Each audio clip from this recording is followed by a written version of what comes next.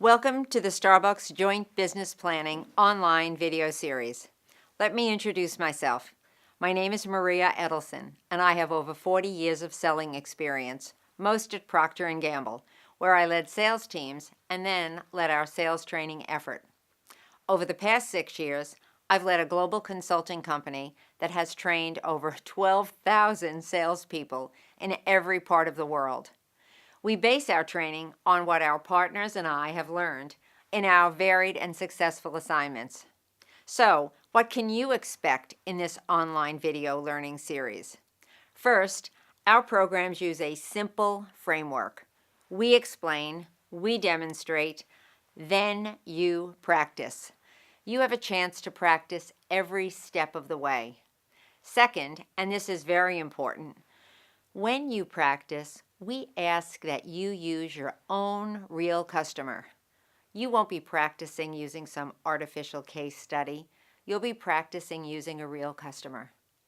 Third, in our online video learning modules, there's a workbook for you to capture the work we ask you to do along the way. This workbook will enable you to do your exercises in one place for safekeeping, and it can also be used when you prepare for your real customer opportunity. Finally, in the appendix of your workbook, there's a recap of all the key learning points from each module.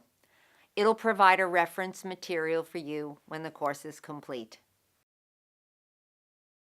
This training will provide you knowledge of the JBP process and the skills you'll need to be part of a team's joint business plan with a customer. We recognize that everyone taking this series could be in a very different place when it comes to applying what you learn. Some of you may be working on teams where there's a JBP in place and you need to learn the why and the what of JBP, including the process and your role. So at the end of the course, you'll have something you can actually use with the customer and participate with your team. Some of you may be working on a team that's about to start a JBP with a customer. This series will ensure you're knowledgeable and up to speed on what a JBP is and how it works. And finally, some of you may work on a team that's not doing a JBP, and Starbucks has no plans to invest in joint business planning with your customer. So you ask, why are you taking this series? Easy.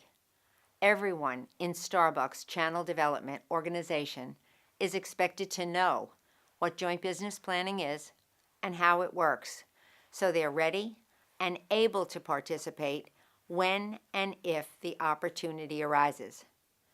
Regardless of where you and your team are in the JBP process with your customer, there's something in this series for everyone.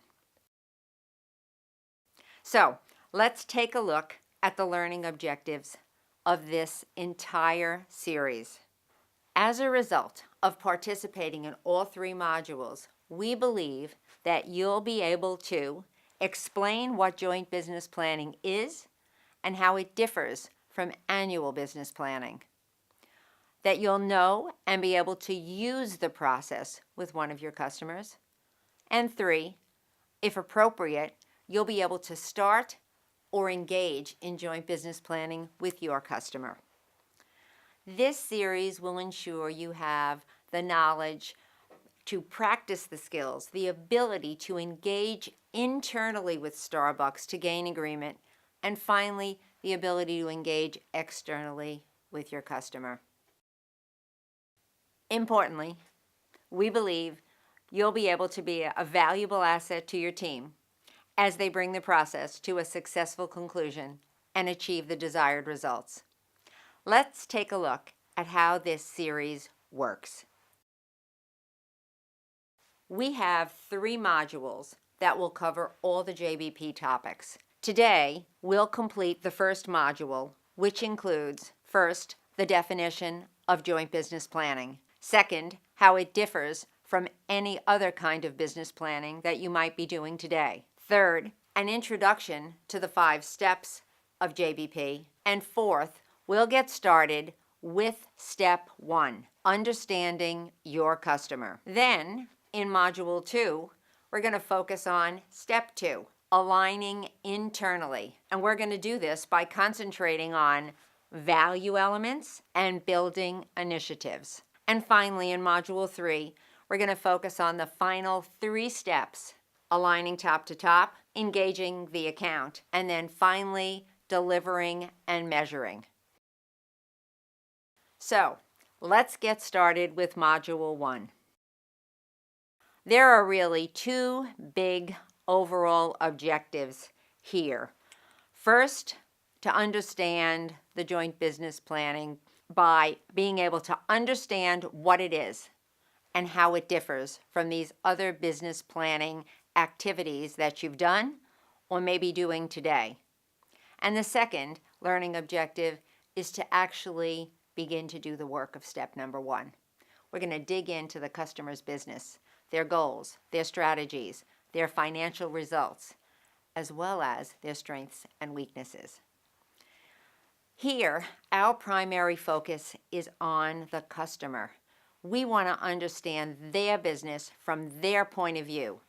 We're all very knowledgeable about our business with them, but this is all about their business. All of this is intended to ensure that you are really prepared to embark on creating a joint business plan with your customer. So let's get started. So, people often ask us, is there really a difference between selling and business planning? The answer is absolutely, emphatically yes. Let's take a look at 3 different approaches to interacting with the customer. Selling, as most of us salespeople, we think of ourselves as selling all the time. As you see, selling is defined as providing goods and services that the customer needs in exchange for money or some other desired benefit, but it's usually money. As we all know, business today is not always transactional, and it certainly isn't always so simple. In fact, it can be quite complex. Salespeople today are being asked to sell long-term initiatives, big innovative ideas, and complex solutions. These often involve multiple decision makers and frequently require more than one meeting, sometimes many more. And so salespeople and sales organizations recognize the benefits of long-term planning with the customer. This moves the customer-buyer interaction away from transactional, tactical selling. This really requires planning, aligning, and sequencing with the customer on bigger, longer-term goals and plans. Today, we call this annual business planning. It's defined as long-term plans, usually a year, and it delivers each party's objective and goals, ensuring some level of success for both. Now listen, lots of sales organizations have implemented annual business plans with many of their strategic customers. However, and this is a really important point, annual business planning is not joint business planning. Although many companies may not understand the difference. What's different, you ask? Joint business planning is not just a sales event. It's not just a sales effort.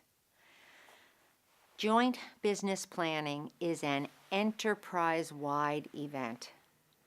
It is a multifunctional, cross-functional event, number 1. Another differentiator is both parties, the customer and the supplier, they agree to big goals and big initiatives that require mutual interdependence. Said another way, neither party could achieve these big goals without partnering with the other. They need each other to succeed. History has shown that the most successful joint business plans are driven by top-to-top alignment. This is where the most senior leaders at both organizations recognize the value and the benefit of working together so that both parties win and win big. So, as you think about the difference of these three approaches to selling, it becomes really clear that they are not the same. Joint business planning requires a strategic choice and a commitment. Companies don't usually evolve from transactional selling to joint business planning. They intentionally make the choice to invest in JBP. And that's why not every selling organization engages in joint business planning with every customer. Many selling organizations carefully choose their JBP partners. And yes, I bet you're thinking this, yes, many customers carefully choose their JBP suppliers too. Think about the words, joint business planning. The key word is joint. Joint business planning is not something you sell. Rather, it's something you and the customer both are interested in and willing to work on together for the benefit of both. So, what can you expect from a joint business plan with your customer? There are three big outcomes. First, you create an advantage versus your competition. You literally tilt the playing field. Imagine playing soccer on a hill and you're at the advantage of the downhill side. That's what being in a joint business plan with your customer is like. Second, it changes the relationship with the customer. All of a sudden, you move from being a vendor to a preferred partner. And third, the best JBPs create disproportionate growth for you and your customer. You're asking, how do we do this? What are the 5 steps to this process to a great JBP? First, deeply understanding the customer. This is about their business, their goals, their strategy, their needs and opportunities. Second step, it's to align internally. First you think about the customer and then you think about Starbucks. What are Starbucks' goals? What does Starbucks need? What initiatives would Starbucks love to engage in with this customer? This is where you can close your eyes and wish, what would I like to get done with this customer? A joint business plan that delivers big mutual benefits might just be your opportunity. Third, once you have an understanding of the customer and have aligned internally, it's time for you to orchestrate a top-to-top. The very best joint business plans are sponsored by the most senior people at both the customer and here at Starbucks. The fourth step is doing the work engaged with the customer. Once the two tops are in agreement, then Starbucks and a cohort of counterparts from the customer begin the work to craft the JBP, including the initiatives. Their work includes aligning on initiatives, securing agreement from the tops to the goals in the initiatives, and then orchestrating a kickoff meeting to actually enroll everyone and start the work. Finally, step 5. Believe it or not, step 5 is when the real work begins. Both the customer and Starbucks need to deliver the joint business plan on time, meaning all the metrics, measures, and milestones. So get ready. We're going to get started with step 1. Preparing for a JBP begins with the customer, specifically understanding their business. In this step, we'll answer the question, do I understand my account as well or better than they do? Ideally, the answer is yes. It starts with a data-based approach to the account's business. You need to know how they are performing in the absolute and relative to their competition in the marketplace. Specifically, top-line revenue, profitability, market share. Are they winning or are they losing? You also need a clear understanding of their strategic goals and objectives. Finally, what are their strategic plans to deliver these goals and objectives? If you have a publicly held account, this information is readily available in their annual report and just in the public domain. In fact, you can actually go online and often listen in to their investor reports or their analyst calls. If your account is privately held, you may need to do a little more digging to obtain this information, but in fact, it is available. Use sources like Google Alerts, press releases, internet research. Even privately held companies provide an insight into their business. Let me give you a little story here.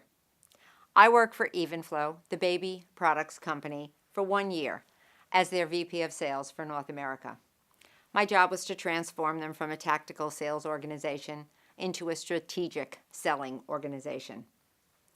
They were not a publicly held company. They were owned by a private equity firm. One of the many things I learned while I was at Evenflo was that their public relations department was very busy. Almost every week there was a press release announcing some new role, like a new CFO or a new director of logistics, or announcing the sale of a factory, or perhaps the acquisition of a new business. My point is, by closely following press releases of your privately held companies, you can become very knowledgeable about their business. This will enable you to ask questions that will help you uncover even more information about their business.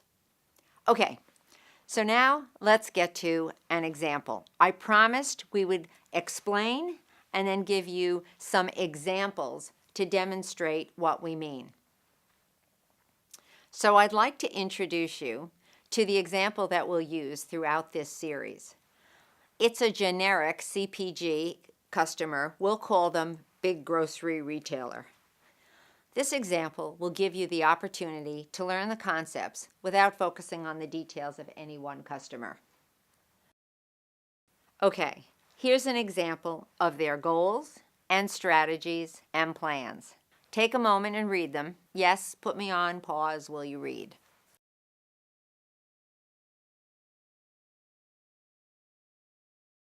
This is an example that shows their top line performance. All we did was review their annual report. We've recapped their net revenue, their profit in dollars, their gross profit margin, and their share of market. You'll note we also compared them to their biggest competitors. One is an online seller named Competitor A, and a mass retailer who's really big into consumables. We'll call them Competitor B. So you might ask, why is it important to benchmark? Well, here's why. Your customer may be growing. That's great, right? Yeah. But if their competitors are growing faster than they are, maybe they're actually losing. Maybe they're losing market share. You need to benchmark versus their competitors. Now here's a page from your workbook. For homework, we'll be asking you to complete this page for the customer that you'll be using throughout this series. Okay, now let's switch gears. Once you've got a good idea of the customer's financial performance, the next thing you need to think about is what is their position in the marketplace. So we think about financial performance in terms of the numbers. We think their position in the marketplace is best described using words. The format we find easiest to use here is the SWOT. Most of you have probably used a SWOT, right? I'm sure. But let's take a minute and just review. First, let's talk about strengths, weaknesses, opportunities, and threats. In the first column, strengths and opportunities are helps to the customer. In the second column, weaknesses and threats hurt the customer, okay? Now, if you think about the rows, the top row, the strengths and the weaknesses, those are factors that the customer can control. They make choices. They own those weaknesses. They own those strengths. Those are their choices. Whereas the second row, opportunities and threats, are not within the customer's control. They are factors in the marketplace outside of the customer's control. You'll also note that this SWOT is a little different for two reasons. First, we think about this entirely from the customer's perspective.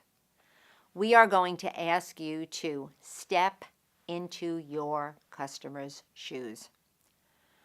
When you do this exercise, we're going to ask you to wear the customer's hat. Think about what your account's weaknesses are in the marketplace. What are the account's opportunities in the marketplace? What would they say? Not what you think. What would they say? You'll also note that we call it SWOT 2, SWOT squared. Let me explain what that means.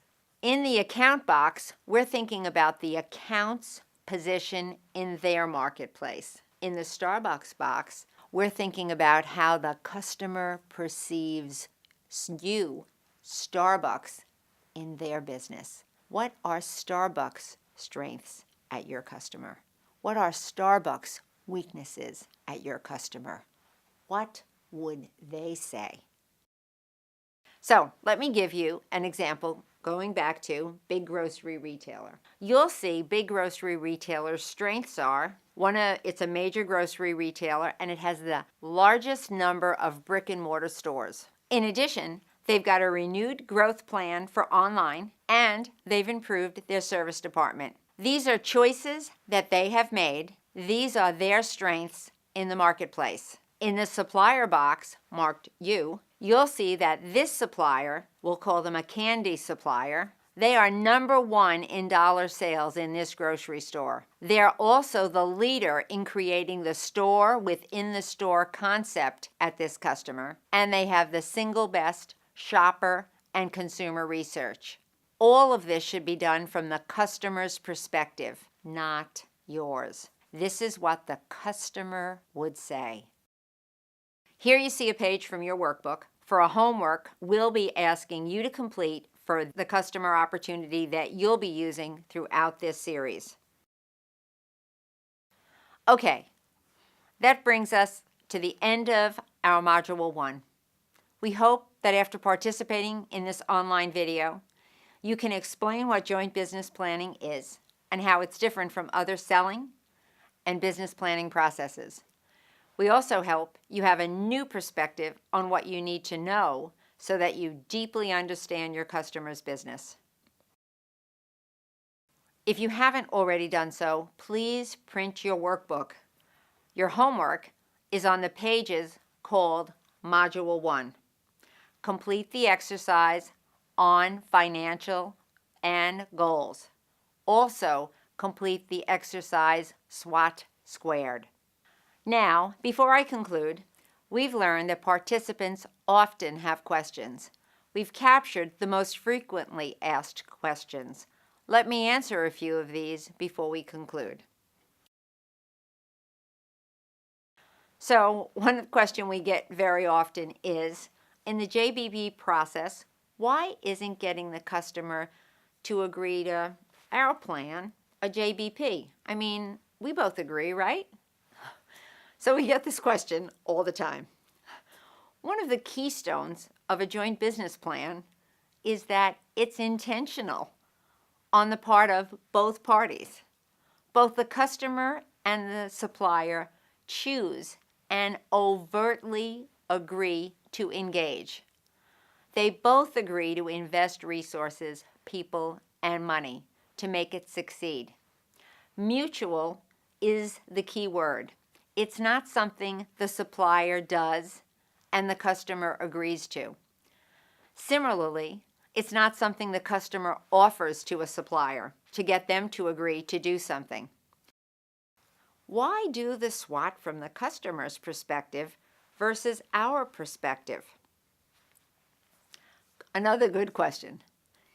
Here, experience has shown that walking in the customer's shoes and thinking like the customer results in uncovering or discovering things about the customer and their business that we might have overlooked because it's simply out of our viewfinder. By thinking like the customer, we look beyond our viewfinder. We often think about the customer's strengths as things that they have or do that help us. When you walk in their shoes, you'll find out what they think about themselves and their business. And Starbucks probably won't even be mentioned. The third question we get is, why focus only on the customer's business? Isn't our business with them important? The simple answer is, you probably already know everything you ever wanted to know or need to know about your business at the customer. We found over the years that many, if not most salespeople, know very little about their customer's business, especially beyond their own category. So we expect that you'll combine your existing knowledge of your business at the customer with maybe possibly your new knowledge about the customer's business, and perhaps magic will come. So I hope this Q&A has been helpful. Thank you so much for participating in this first online video module. Please do all of your homework, and I look forward to seeing you in Module 2. Thank you.